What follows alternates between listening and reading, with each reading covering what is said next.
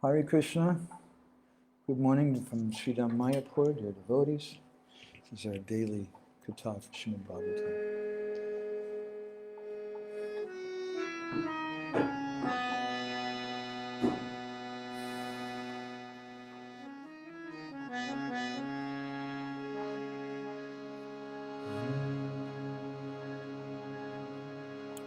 Shri Guru Nitai Gaur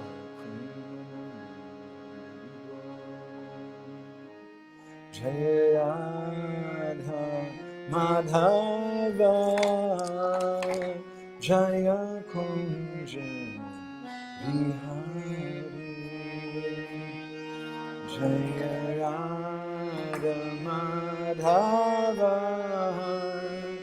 Jaya Kunja Jaya Gopi Janna Vallabha Jaya Girivaradari Jaya Girivaradari Jaya Gopi Janna Vallabha Jaya Girivaradari Jaya Girivaradari Jaya Yashodanandana Jaya Braja Janaranjana Jaya Braja Jaya Yashodanandana Jaya Braja Janaranjana Jaya Braja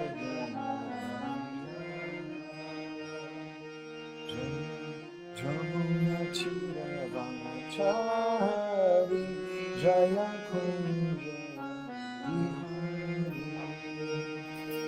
Jaya Jamuna Chira Vanachari Jaya Kunja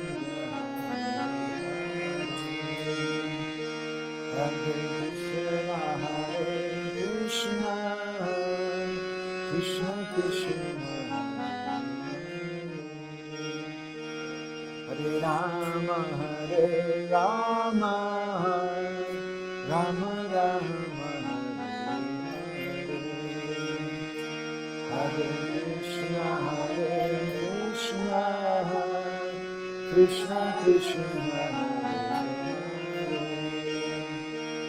Hare Rama Rama Rama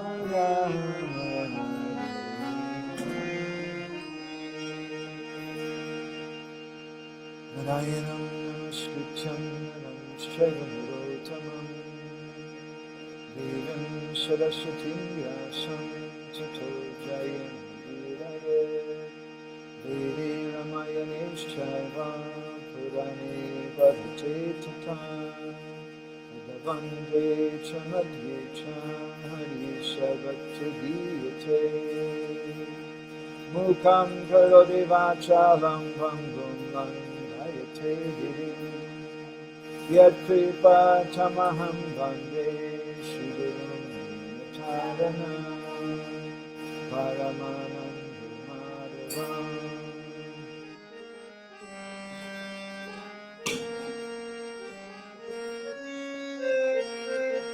Paramananda He Madhava Pajunga Luchi Makaranda Se Makaranda Panakori Anande Bolo Hari Hari Harinka Nami Vanda Vela Hari Kori Chakadola Se Chakadolanka Paraye Manamo Rahu Nirantare Manamo Nirantare Rahu Ha Krishna Boli Jiva Jao Ha Krishna Boli Jao Jiva Motiru Dada Dada Dada Mute Radha Radha Dava, Mute Radha Radha Dava.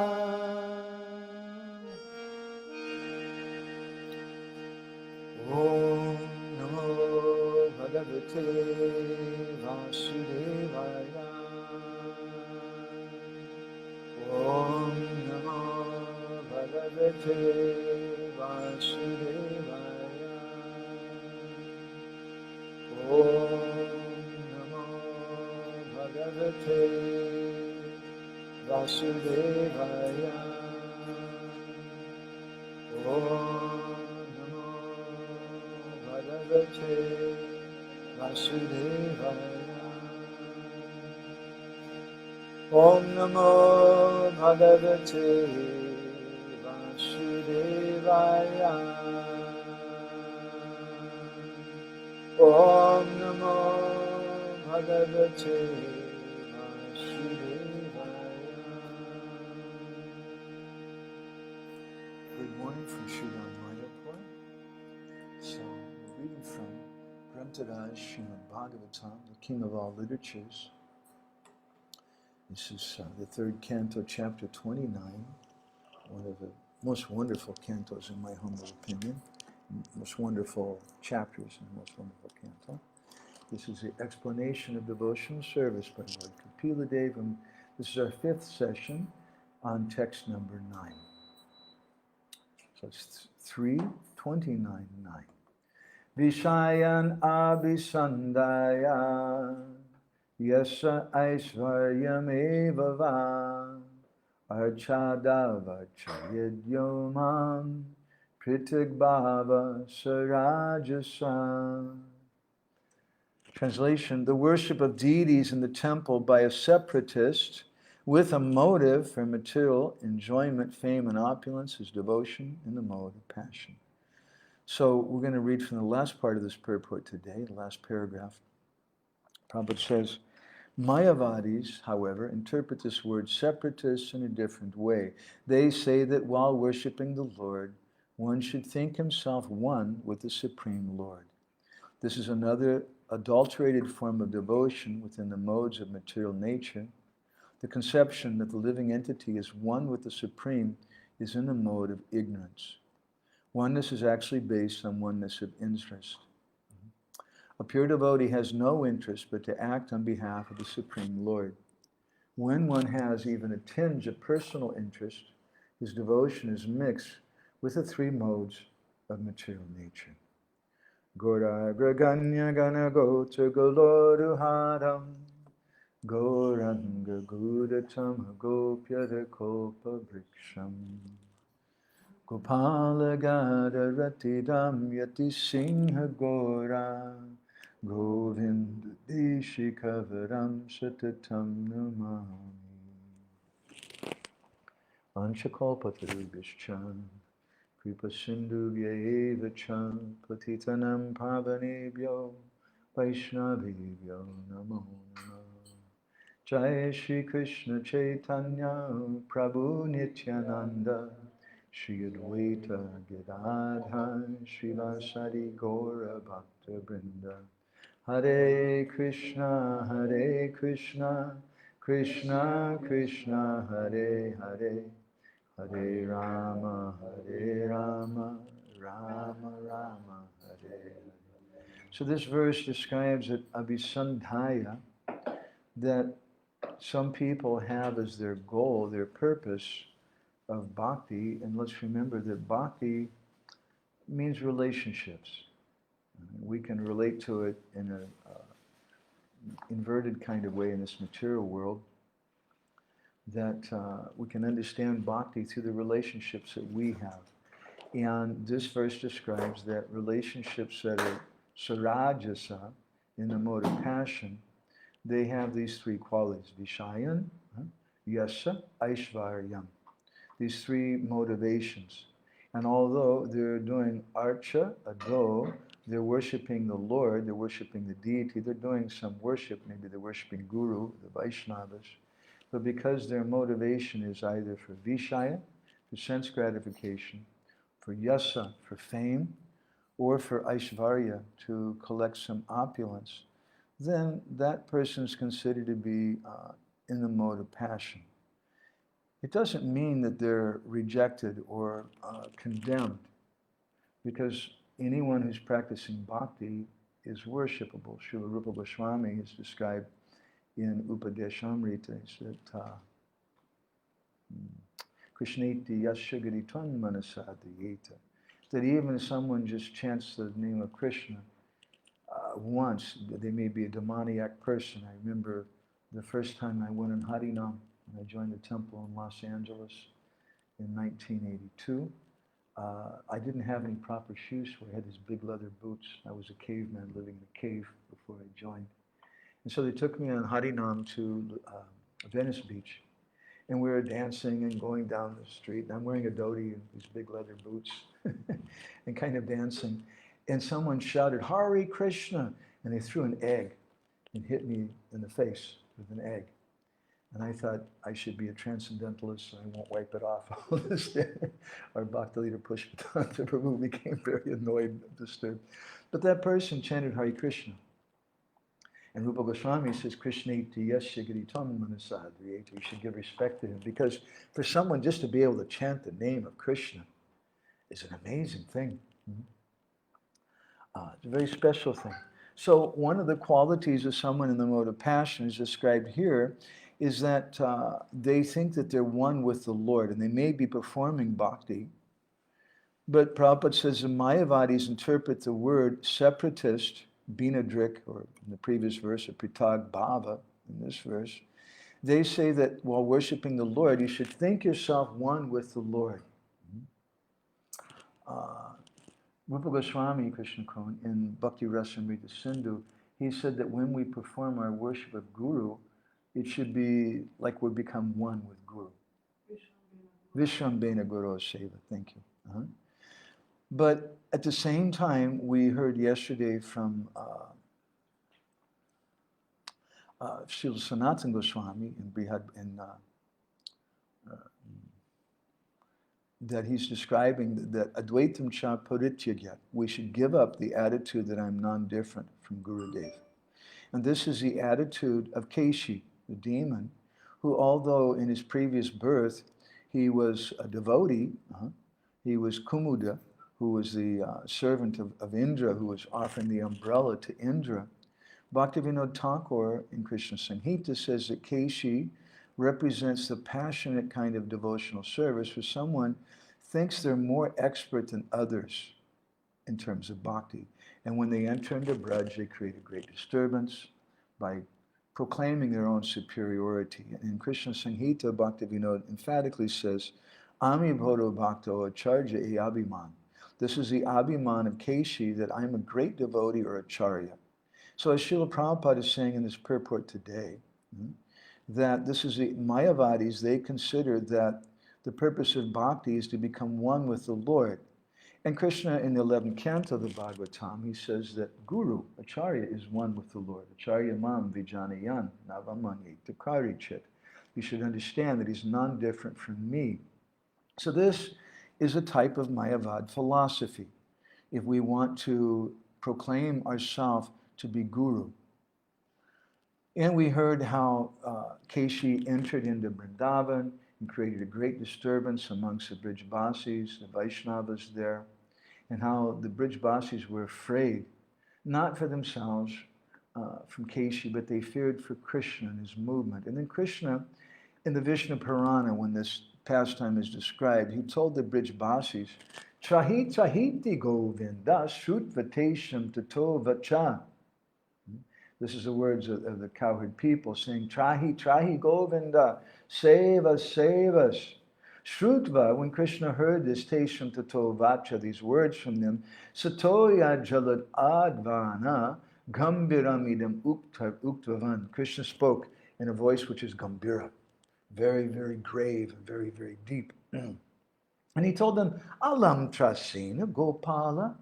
Why, don't be afraid. Why are you fearful? Keshina Kim Bayaturai. Why are you afraid of this idiot Kesi? He says, because of him has your courage disappeared. Bhavadi Bir gopajati yar viraviryam vilopyate. Virya means their courage, their pride. Has your courage disappeared because you're seeing Kesi? Kim anilalpa sarena hasitato pakarina daiteya bala vayena valgata dushtavajina. This, what use is this horse? He says, Kim anelal alpena. Alpena, his strength is very, very alpa, very, very small. He has no strength. He's just very, very proud fellow. He's making a big noise and running around everywhere, advertising himself, but he's taking strength from the demons. So we've been speaking about Kesi, and this is our 5th session about this. And Kesi represents the devotee who wants to advertise himself as a big person, who wants to promote himself as a devotee, who wants to push himself in the position of being guru. And in our last session 2 days ago, we spoke about how Kesi does that by finding fault with other persons. And we spoke about how this business of fault finding, in the words of our Guru Maharaj, is a business of guru. And we shouldn't do it. We should give up this Guru Abhiman. So we want to speak more about this Guru Abhiman today, and what happens when such persons enter into the assembly of Vaishnavas. When Kesi entered into the assembly of devotees in Braj, he created a big disturbance. But Krishna told the devotees there, don't be afraid. Has your courage disappeared? Similarly, sometimes we see false gurus, false devotees, who are making a big noise and advertising himself in the assembly of soft-hearted, gentle Vaishnavas. And sometimes the devotees, they become afraid. What will happen to the society? There's this false guru, this bogus person running around. He's going to disturb so many people. He may mislead devotees. And Krishna says, why are you afraid of him? This guy's useless. He has no strength. He's just proud, running around, and he takes his strength from the demons. Daiteya bala vayena. Bala means the strength from the daityas, from the demons. So he has really no strength. If our strength is our big mouth, as in Kesi, and Kesi's teeth are described to be like thunderbolts, and he had such a big mouth. If that's our strength, just advertising ourselves, proclaiming ourselves as something, that means no strength. And you don't have to be afraid of such persons. Because in the end, Krishna definitely will take care of everything. And everyone will be protected. So then we spoke something from the 37th chapter about this pastime of the 10th canto, which is described in 9 verses. And in the 5th verse it said, Bhujam Uttaram, that Krishna neglectfully just stuck his left arm, left hand, into the mouth of Kesi. And Vishwanath Chakravarti Thakur said that Krishna, in effect, he laughed when he saw Kesi come running up, making his big noise. Krishna just laughs when he sees some devotee proclaiming himself. Yes, I am a great devotee. Krishna and I, we're very, very close. We're like this. Gurudev and I, we're very, very close. Krishna just laughs. And he shows his left thumb to him. Thumbs up. And he says, are you hungry? Do you want to eat something?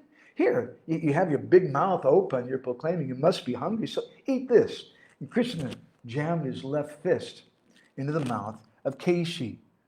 Just like a snake enters a hole to kill a mouse. So in this way, Krishna is telling him, shut up. Will you just be quiet? And he breaks his teeth at that time. And then Landam Visrijan Chitto Vyasu. Vyasu means there's no more value, no more life air in Kesi. And what happened at that time, the real deal came out. Landam Visrijan. He just passed stool. That's all that he's really got inside of him. He's making a big, big noise, but all he's got inside him is just a stool of pride. So we've been speaking something about how this harsh words, this chastisement is a business of guru, and how Prabhupada and our acaryas have said, don't imitate acharya. I'd like to read you a little something from Srila Bhaktisiddhanta Saraswati Thakur, when he spoke about this principle of guru, this is from an article that he wrote in 1931 in Sajjana Toshini. He said, if I do not remember the lotus feet of Sri Guru at the beginning of every new year, every new month, every new day, and every new moment, then I'm sure to fall into far greater inconveniences. If I do not do so, I'll begin wanting to dress myself in the garb of the Guru. I'll become liable to the bad desire of seeking to be worshipped by other people as Guru. This is a result of addiction to things other than the truth. So I've not come to perform the worship of the Guru on this day only. We must serve Sri Guru every moment, every day. So this is a very important principle for the Vaishnavas. Don't practice bhakti in the mode of passion and forget that our purpose really is to try to understand the desire of Gurudev, the desire of Krishna, and become one with that desire. But not to proclaim ourselves, not to advertise ourselves as Guru. I've heard different devotees over the years. Sometimes they say things like, one devotee who was close with me, he said, I know I'm not qualified to be Guru. And I don't really want to do that. It's a thankless task. But somebody has to do it. Gurudev is no longer here, and because there's no one to do it, so I have to do it. and they take that up. And that sounds rather good, doesn't it? But here, Srila Bhaktisiddhanta Saraswati says, don't go there. Don't think that your Gurudev is dead. That's what he's thinking. Gurudev's not here. Gurudev's dead. Gurudev's not present. It means Gurudev is a mundane person. There's some mundane time and mundane space separating me from Gurudev. And that Gurudev is not powerful enough to send some representative. Krishna's not powerful enough. Maybe actually Krishna's dead. And he can't send Guru. And because, sorry to tell you this, but Krishna's dead. And he can't send anyone. Therefore, even though I don't really want to do it, but somebody has to, so I'll become Guru, even though I'm not really qualified. Then I'll start wanting to dress myself up as Guru. And this is bhakti in the mode of passion. This is the fault of Kesi, and it's very, very destructive. There's a beautiful statement from Srila Bhaktisiddhanta Saraswati. These are a series of statements which are printed by, collected by one disciple, Srila Bhaktisiddhanta. His name was Sri Bhakti Mayuk Bhagavat Maharaj. It was published in Bengali in a book called Prabhupada Upadesamrita, a collection of teachings of Srila Bhaktisiddhanta. I don't really know. He doesn't give reference where they're from. I like to give reference. Guru Maharaj taught us like that. It's important. But anyway, from this book, someone asked Srila Bhaktisiddhanta Saraswati a good question. Do we have to make disciples? Do we have to? And Srila Bhaktisiddhanta replied, we don't have to make disciples. We have to become disciples. Don't worry about making disciples. You become a disciple. In other words, he said, we have to remain constantly engaged in the service of Krishna and the spiritual master. The devotees of Vishnu, the Vaishnavas, see the Guru in all things. So if we see Gurudev everywhere, then where is the question of me being Guru? Where is the necessity? Guru is present everywhere. Huh? If one becomes proud of being a Vaishnava, then one's service to Vishnu and the Vaishnavas evaporates. One who is free from the sense that he is a doer, who thinks that I actually do nothing myself. It's Krishna alone who engages me in all activities, and who is constantly engaged in the service of the Lord, can actually do something beneficial for the ordinary souls by turning them toward Krishna. But it's not enough to make phony speeches on Facebook. To make phony speeches, he said, about how you're not the doer. You have to genuinely feel that you are being made to act by the Lord. Sometimes people, they say, oh, Prabhuji, this is our society. People want to become guru. People want you to become guru. Once one devotee in Russia, he told Jayadvaita Maharaj, Maharaj, please, will you accept me as your disciple? And Jayadvaita Maharaj very humbly told him, I'm sorry, I'm not qualified. And the devotee told Maharaj, don't worry, Maharaj, it's okay. I'm also not qualified to be a disciple.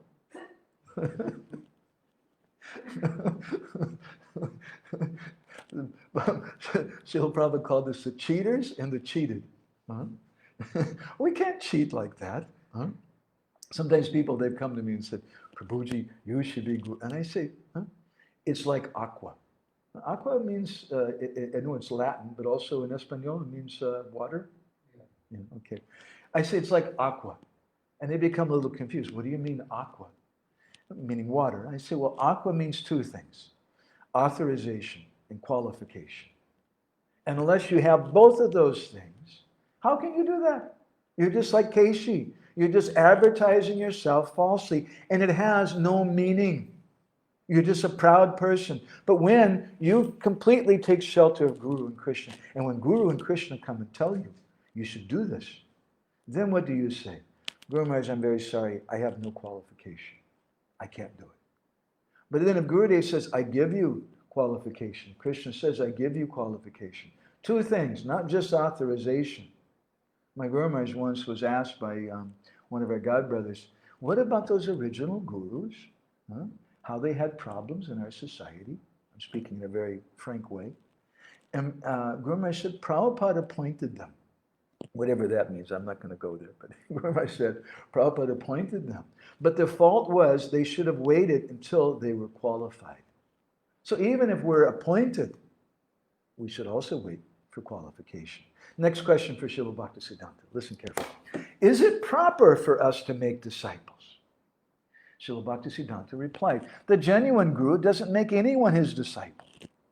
Rather, he turns everyone into his Guru. And makes everyone his Guru by turning those who have no interest in Krishna into devotees. He tries to give Krishna pleasure by engaging everyone in his service. The Guru's vision is that everyone has importance. Thus, his every action is an act of devotion. The spiritual master sees the Guru everywhere and everything related to Krishna. For him, nothing is insignificant. Nothing is seen as an object of the senses. There's no question of bhakti in the mode of passion, as described in this verse, which begins with Vishayan, wanting to enjoy this bhakti for myself. Nothing is seen as the object of the senses. He doesn't see this world as a mundane creation. The Guru's work is a lot like that of a medical professor in the university. He's not making students. He's making doctors. Similarly, the Guru is making other Gurus. He says, but there's a problem. If the Vaishnavas don't play the role of Guru, then the transcendental family of Vaishnavas will dwindle and disappear. But the problem is, as soon as one becomes Guru, he's no longer a Vaishnava. As soon as you have the attitude of Bhaktivinoda Thakur saying, Ami Bodho Bhakta, O Acharya, I am a great devotee, I am Guru, you're no longer a Vaishnava. Therefore, he says it's not proper to act as Guru if you're not qualified. This means only inauspicious results for the disciple and fall down for the Guru. The spiritual master does not identify himself as a Guru, for his inner identification as a servant of God is too powerful. If the spiritual master thinks of himself as Guru, then the first vowel of his name changes and he becomes Goru, a cow. He's not Guru, he's Goru, a cow. The genuine Guru is engaged 24 hours a day in Krishna's service. He acknowledges no duty other than serving Krishna. Thus, the only person who's qualified to do the work of a Guru is a devotee who's completely committed to his own spiritual master and has made service to him his life. As Srila Bhaktisiddhanta says here, people may come and they start glorifying you. I remember I joined the temple, and I had been in the Bhakti program. I was Bhakti Mark. I'd been there for 2 days or something, and I was very enthusiastic. I jumped higher than anybody else in the kirtan. I chanted really loud. I danced really well. And there was another senior devotee. He was also a new Bhakta. He'd been there for 1 week, senior to me. And he told me, wow, you are so advanced. I think you're going to become a sannyasi and maybe a guru and a GBC someday. This was his mentality. So it's common in the society. You give a class on Facebook and you look and see, wow, there was 300 people who watched this. I'm almost an incarnation. You think, and 5 of those people say, that was really good, Prabhu. It was a really nice class. And so I'm not saying that. It's not my attitude. I'm very humble. But they're all saying it about me, and they're devotees. They're saying it about me. Even I saw one big Maharaj was watching the class too. I must be an important person.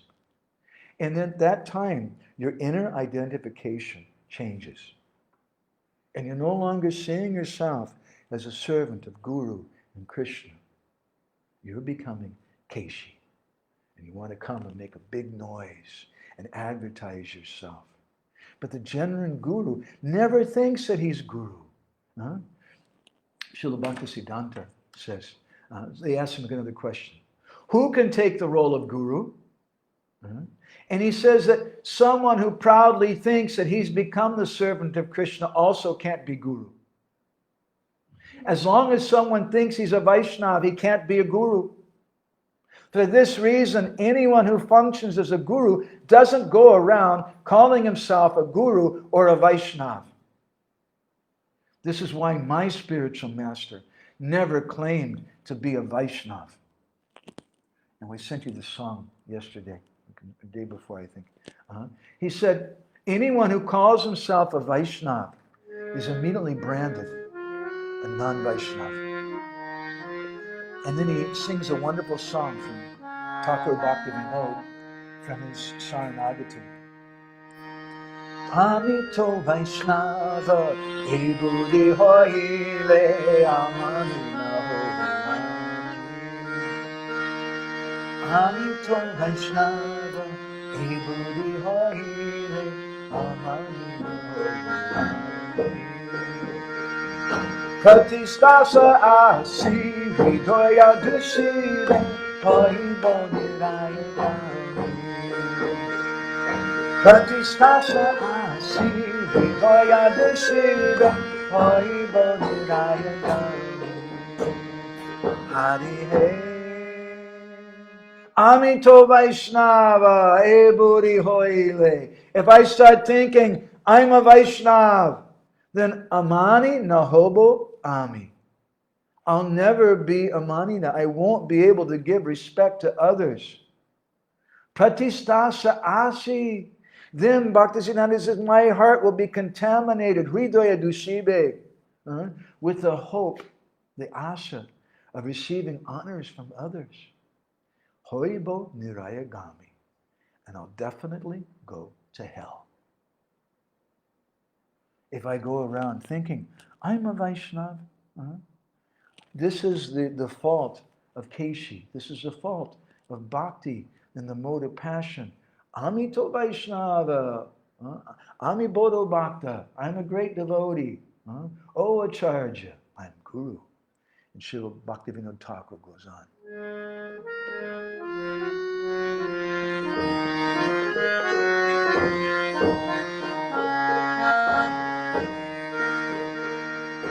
Tomara kinkora apani janibo Guru adinana chaji.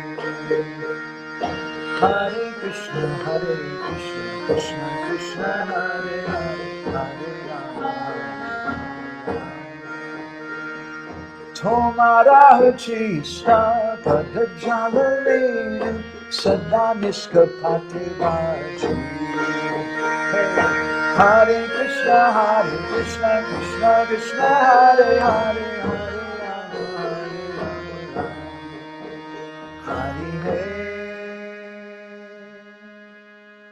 What is it? He says, Apani Janibo, all that I know, Tomara Kinkora, I am your servant, Gurudev. I'll never accept this attitude that I'm Guru. Guru Abhimana Tyaji. I give up the attitude that I'm Guru. This is Kesi, thinking that I am a great Guru. Rather, Tomara Uchista Padajalarenu. I'll always worship your remnants of your food, and the dust from your feet, the water that's washed your feet. And I'll do that sada nishkapati bhaji, sada always, without any duplicity. I'll worship those things. This is the attitude of the Vaishnava. This attitude of Kesi, thinking that I am a great devotee, I am the Guru, and I can chastise other people and judge them. It's a great, great obstacle in Bhakti. It's a great problem for ourselves, and it's a great problem for the society. Rather, our attitude should be, as Bhaktivinoda describes in the song, Nije Shrestha Jani, Uchi Stadi Dani, Hobe Abhimana Hare Krishna, Hare Krishna, Krishna Krishna, Hare Hare, Hare Hai Sishatava Takiya Sarvada Nalalivo Pujakara Hare Krishna, Krishna Krishna, Hare Hare, Hare Rama, Hare Rama, Hare Hare. Nija Shrestha Jani, if I start thinking I'm superior to other people, if I start acting like Kesi, running in to the assembly of Vaishnavas with a big mouth, trying to judge everybody else, trying to chastise everybody else, acting like Guru. If I think like this, then I'll start wanting to give my remnants to other people. I'm giving him my blessing. You're a younger devotee. You can have. Hobe Abhimana Para. And then my ego will grow and grow and grow. Rather, Tai Sishyataba, Takiya Sarvada. May I always have the Sishya Abhiman, the attitude that I'm a disciple. Guru Abhimana Tyaji. I reject the attitude that I'm Guru. I think I'm the servant of my Gurudev. And I'll never, Naloiva Pujakar, I'll never accept worship or praise from others. When people come and say, oh, that was so good, you cooked such nice prasadam. What did I do? Somebody else brought the vegetables. Somebody else told me to do it. Gurudev told me to do this service. Gurudev taught me how to do this service. Gurudev gave me the inspiration to do this service. It's not my recipe. Why should I be proud? It doesn't belong to me. Give it away. Give it away. Always give it away. And then we can advance in bhakti. Bhaktivinoda says, thus the meaning of being Guru is being a devotee. All of one's senses must be engaged in the service of the Lord. If one cannot become fixed in the service of the Guru, he has no right to act as Guru. The Mahabhagavat is more humble than the grass in the street. He thinks he's the most insignificant person in the world. He does not think, oh, I've played the role of servant long enough. It's no fun anymore. I need to be Guru now. It's no fun. What is this cleaning the toilets, being a servant of the devotees? It's no fun. Now I need to be Guru. Srila Bhaktisiddhanta says, the Guru serves as spiritual master, but he doesn't identify himself with that role. Srila Prabhupada said in one conversation in Hawaii in 1976, the tendency for becoming Guru is there. But after all, every one of you should become Guru. But why immature attempt? What is this immature attempt? Guru is not imitation. Krishna points. Krishna will send.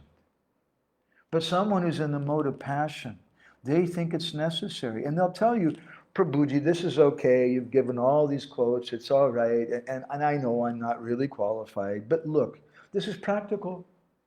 What you're saying is not practical. Practical is the movement has to go on. Somebody has to do it. I may not be qualified, but what can I do? Huh? I have to correct the devotees. I have to chastise them. If I don't speak up, what's going to happen in the society? What will happen if I don't take the position of guru directly or indirectly? What's going to happen? There'll be so many problems. I have to make a confession, though. When I came to the movement, I did not hear a voice in the sky saying, Madhavananda Bhakti Mark, Madhavananda Bhakti Mark, huh? You should solve all the problems in ISKCON. That's not why I came. I can't solve the problems. I can't solve my problems. What to speak of other people's problems. Srila Bhaktisiddhanta Saraswati, in one article in 1932 in The Harmonist, he said, the world doesn't need any reformer. We don't need the world, this material world doesn't need any reformer. The world has a very competent person for guiding its most minutest happenings. The person who determines that there's scope for reform of the world, he needs to be reformed. If you think there's problems in the world and I have to do something, what are we going to do, Prabhu? Huh? There's all these, now there's so many men exploiting the women. I have to make a video and criticize even my Gurudev. They're not doing properly. I have to reform things. If you think there needs to be reform, then you need to be reformed. He says, because the world is going its own perfect way, and no one can deflect it even by one hair from the course which is given to it by providence. When we perceive any change that's actually affected in the course of events in this world through some particular individual, we should know that actually that individual, that agent, really had no power at any stage. The agent finds himself driven forward by a force belonging to a different category from himself. The course of the world doesn't need to be changed by any particular person. What's necessary is for us to change our outlook on the world. This was done for the contemporary generation by the mercy of Sri Chaitanya. It can only be known to recipients of his mercy. And he says, the scriptures declare that all that's necessary is to listen with an open mind to the name of Krishna from the lips of a bona fide devotee. As soon as Krishna enters a listening ear, what is the symptom that you're actually hearing the holy name? He says, as soon as Krishna enters a listening ear, he clears up the vision of the listener, so the listener no longer has any ambition of ever acting the part of a reformer of any other person. That's the symptom that you actually are hearing the holy name. That means there's no problem. And this is what Krishna told the Brijbasis when Kesi came running in. And the devotees, sometimes they're afraid, what will we do? There's false gurus, there's bogus persons. They've done this, they've done that. Don't worry. You can't do anything. Nothing.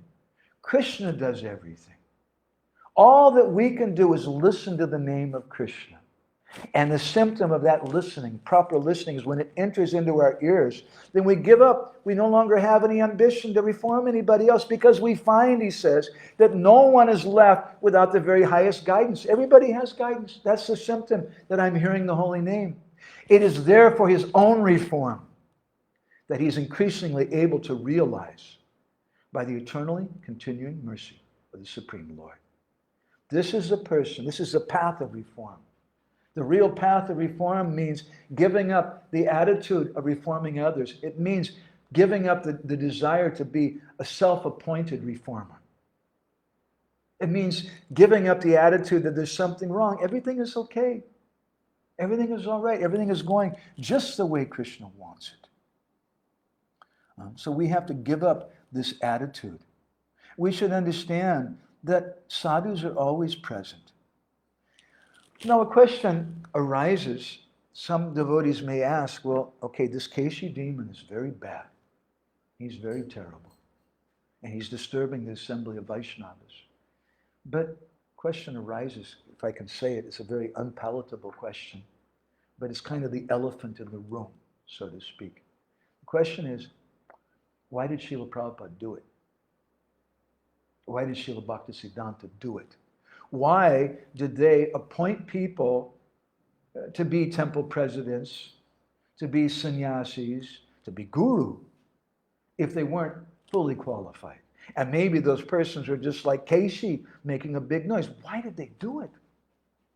There's a nice story in this regard, which we'll conclude our discussion on this verse with. This is also from Srila Bhaktisiddhanta Saraswati. It was published in a collection of stories called Upakyani Upadesh. Instructive stories. It's first published in 1940. So there was one landlord who had some property, and he would engage different servants, but he had a problem because he was a little bit of a cranky fellow, angry kind of person, and no one wanted to work for him very long. They would all quit after a little time. And there was a problem because you need to have qualified workers who have some expertise, and that takes some time to train them, but as soon as he trains them, then they'd leave. So one day he was speaking to one of his friends. He said, "It's so unfortunate. I can't get any servants to stay. What should I do?" And his friend said, "I have a suggestion for you. If you do this, your servant won't leave you, even if you want to get rid of him. He won't leave you. Every day, you should feed him really high-quality rice twice a day, and you should give him some nice, fragrant cow ghee. And if you do this for at least 6 months, then you can give him any kind of job you want." So the landlord thought, "I'll try that." So he had some new worker, and he started giving him first-class rice with nice ghee for 6 months. And then after 6 months passed, he started telling him, "Now I need you to clean the toilets. Now I need you to do this hard work, this and this." And the servant was really angry about it. He started complaining, "I'm getting so much pressure now, this is not good. I'm going to go somewhere else. I won't be able to stay here." And so then one day the landlord told him, "That's fine, go. Go wherever you want." "It's okay, I go." And so he left. But wherever he went, he was just remembering that nice rice and the nice ghee that his former boss had given him. And he couldn't find that anywhere else. So finally he came back and kind of hung his head and said, "Actually, I have some affection for you. And that's why I've come back here." He doesn't have any affection for the boss. He doesn't like the boss at all. But really, he wanted the nice rice and ghee. And so after a few years like this, the landlord managed to keep some steady servants who became expert in their works. And one day he saw his old friend, who advised him, gave him this good advice, and he shouted out to him, "All glories to fine rice and ghee." Srila Bhaktisiddhanta Saraswati told this anecdotal story. And he says it indicates the influence of money, women, and reputation for which people who are in the mode of passion, like this verse is speaking about, are very desirous. I heard once in South America, there was one very expert brahmachari who knew so many verses and was such a good preacher, but he'd been in a preaching center for 2-3 years, and he hadn't made one single devotee. And so then Hridayananda Maharaj sent him somewhere else, and he brought a grihastha couple there. And it so happened that the wife of the man was a very beautiful girl. And all of a sudden, so many people started coming. And they started making devotees. So we also have beautiful girls in our movement. And we have nice pizza. We have nice music. We have lots of fun. We have so many things. So Srila Bhaktisiddhanta explained this story, saying that many people, they don't want to stay and do devotional service in Krishna's family. They have some motivation for sense gratification and mundane desires. They want to be a big person. They want to be guru. They want to have some position, reputation. They want to be known as a religious person. And so sometimes the guru tells them, yes, you're such an advanced person. You should have this position. Just like a landlord who gave in this story, who gave the worker some nice rice and ghee. So sometimes the sadhu guru also gives some position to someone. Now, that doesn't mean that we should hate that person. We should criticize that person who has that. We should avoid trying to be the judge of others. That's the fault of Kesi. Rather, we should just take shelter in Krishna. As Krishna in Vishnu Purana told the Brijbasis, why are you afraid? What's the problem? Why do you think you have to be the reformer? Everything's going on just fine. You just take shelter of Krishna. And if Krishna wants you to be the reformer of others, then Krishna will make that very clear. But otherwise, if we just want to be worshipped by others, it becomes very, very bad. As Srila Prabhupada describes in his purport in Bhagavad Gita, chapter 17, text 18, he says, sometimes penance and austerity are done to attract people to receive honor, respect, and worship from others. Persons in the mode of passion arrange to be worshipped by subordinates and let them wash their feet and offer riches. Such arrangements artificially made by the performance of penances are considered to be in the mode of passion. The results are temporary. They can be continued for some time, but they're not permanent.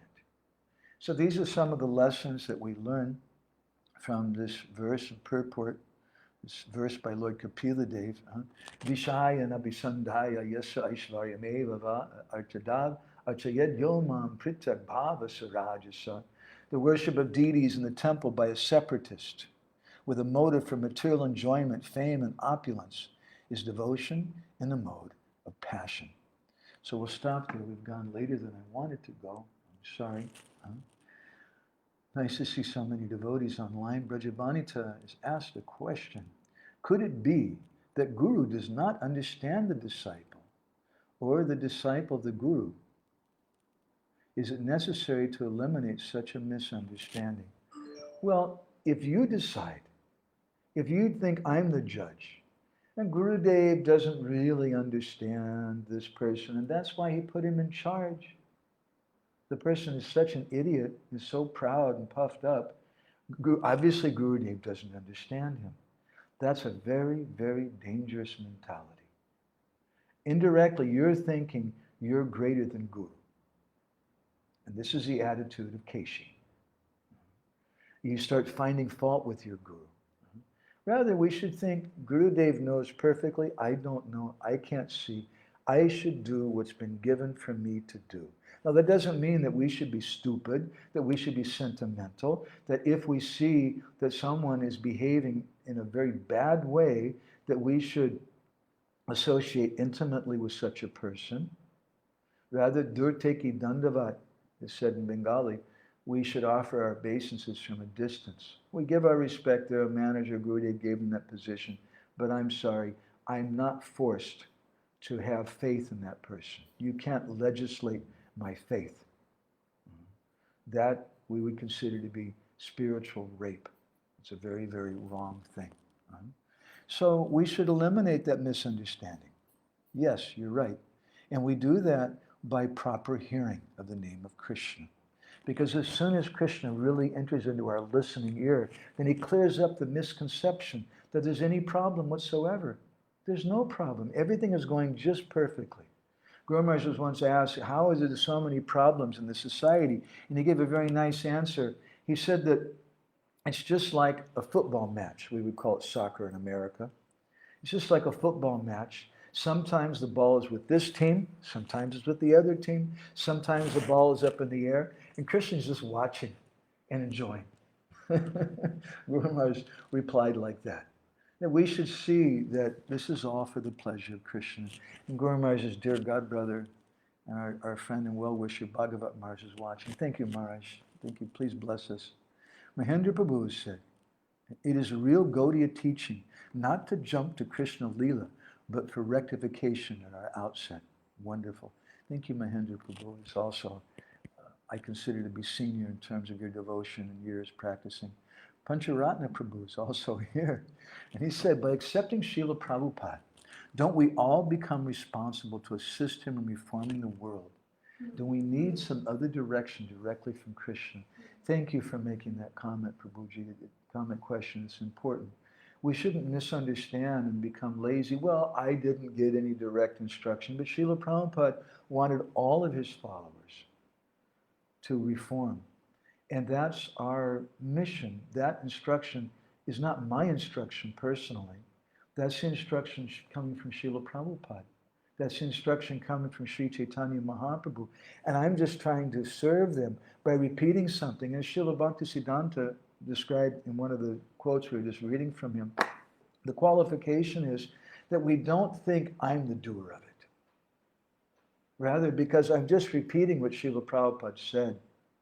If somebody becomes inspired and says, wow, you just told me I'm not my body. Oh my God, I never thought about that before. Don't become proud. That statement, you're not your body, came from someone else. It came from Srila Prabhupada. And the potency comes from him. Our only duty is just to become an instrument and assist in that way. But if we start thinking that I'm the doer of things, then punar mushika bhav, then again we'll become a mouse. And we'll lose everything, and it'll create so much disturbance. This is a very subtle and important point. As Pancharatna Prabhu was pointing out, we should be the servant. We have this instruction from Srila Prabhupada to help him to reform the world. But we also should understand that I don't have the strength to do that. But still, I'm going to go out. Srila Prabhupada said, you go out and distribute books. You go out and do Harinam. You give class, you do this thing, and you'll become qualified. Just like Lord Brahma was given the instruction to create the universe.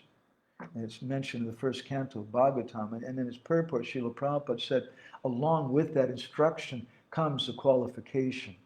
But the qualification is there when we think, I'm not the doer. When we start thinking that I'm the doer, I'm a big, big devotee, I'm greater than other persons, I'm greater than other devotees, then we become like Kesi. And it creates a big disturbance in society. So this is a subtle point. It doesn't mean at all that we should give up preaching. It doesn't mean that we should give up reforming Srila Prabhupada's movement. And devotees like Pancharatna Prabhu, or like any manager, like any preacher who's giving class, they have a duty to Srila Prabhupada to help reform the movement, but that's done by repeating Srila Prabhupada's words. That's done when that name enters our ear and clears up our misconception that I'm the reformer, that I'm the doer. Then we can really set about to have reform for ourselves. And when we reformed ourselves, then we can reform others. So thank you, Pancharatna Prabhu, Pancharatna Prabhu is such a very wise and deep person, and I always value your association, your comments very much. Thank you very much, Prabhu. Anybody else have any comments or questions? We'll give another couple minutes for it, because we're trying to finish this topic. Otherwise, we've already gone over time. Anybody here? Sachitanaya Prabhu, do you want to add anything? Okay? Okay. Anybody? Anapani Radha? Come up here and speak in the microphone.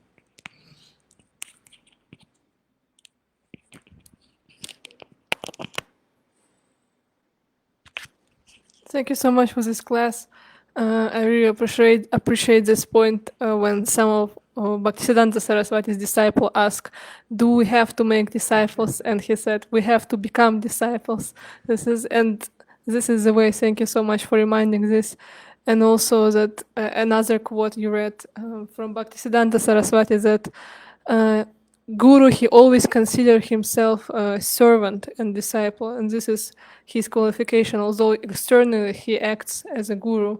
So, for example, in my case, I'm acting as a servant, but inside I really still have this mentality that I'm a guru. So this vice versa in my case. But if I will see example of the sadhus and my Guru Maharaj, it will help me to change this mentality. I was thinking about this. And thank you so much to you and Pancharatna Prabhu about this conversation about reformers, because I also was thinking that Prabhupada and Lord Chaitanya, they came to reform this world, basically. But for us, it's important to understand that we are not reformers, but we're servants of these great reformers as Lord Chaitanya and Srila Prabhupada and our spiritual masters. Thank you. So someone might reply to Anapayani Radha. They may say that actually Anapayani, you're guru.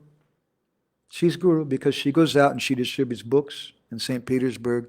And because of her, maybe some people have become devotees. They've started chanting. That's the work of guru. But my Guru Maharaj used to quote Chaitanya Mahaprabhu that all of you should become guru. And he commented on this, that this instruction from Mahaprabhu to become guru is not an instruction to me. Rather, it's an instruction to my Gurudev, meaning my Guru Janas. It came to them. And I'm just assisting them. That's my business. Not that I think that I'm Guru. I'm always a humble servant of my Gurudev. I should always, always think like that and don't become like Kesi. And we see this is the attitude of Srila Bhaktisiddhanta and of Srila Prabhupada. Srila Bhaktisiddhanta would offer obeisances to his disciples and say, Dasosmi, and say, you're all my Guru. My Guru must sent you. And Srila Prabhupada also spoke in a similar way, would give respect to his disciples. Whenever someone would come to glorify Srila Prabhupada, say, oh, Srila Bhaktivedanta Swami Prabhupada, you did so much this and this. Prabhupada would say, my disciples, they did this, it was because of them. So this is a business of the Vaishnavas to give away respect from others and honor from others. Give it away. Even the Guru is doing that. As we see, Prabhupada was giving it to his own disciples. So we should give it away, otherwise we can't digest it. Just like Kesi can't digest Krishna's hand in his mouth. Do you want to say something else? Okay. Anybody else? Krishna Kun? You have something?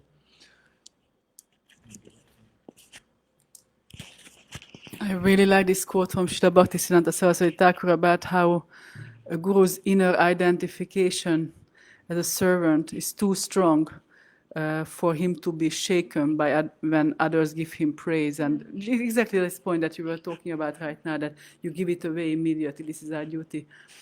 And something that came to me afterwards was that you said that when somebody praises us and our inner identification changes, then we become Kesi. So I was thinking about that verse, Sarvapadi Vinir Muktam. So when our inner identification changes and we put on, that means that we are taking on some material upadi again. So that means there is no question. It becomes some designated thing, and it's a material designation. We give up our spiritual identification of being a servant, and at that point, there is no question of devotional service anymore. It's not bhakti anymore. So, it's not serving with our senses, Krishna's senses anymore. It's something different because we took on some material designation again, and the very foundation of devotional service is proper identification before we start our service. That's why we need Bhuta Shuddhi. Anyway, Thank you, Krishna Kun. Krishna Kun, my dear wife. You have some comments, Sachi? Yes? Sachitananda Prabhu has some comment. Thank you very much. Wonderful.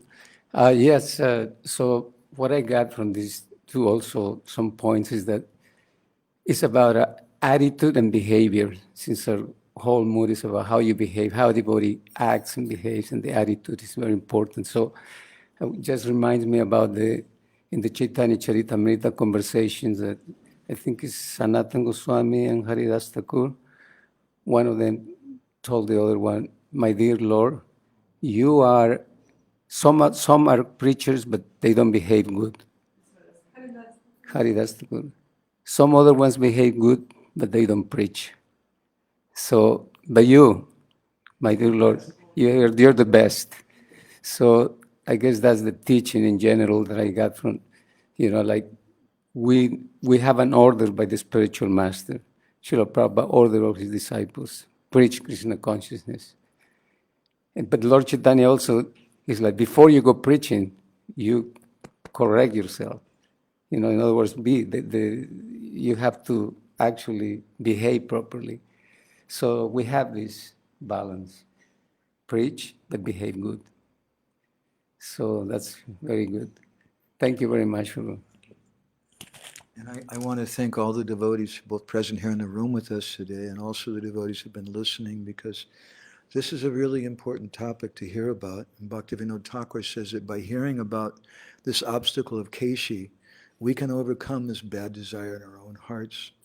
And so doing it in such a wonderful association of devotees, you're all helping me to give up these nasty things in the heart so we can progress properly. So thank you very much. So we'll be back again on Sunday with the next verse in this canto. Grantaraj Srimad Bhagavatam ki jai, Srila Prabhupada ki jai, Vanchakalpadru.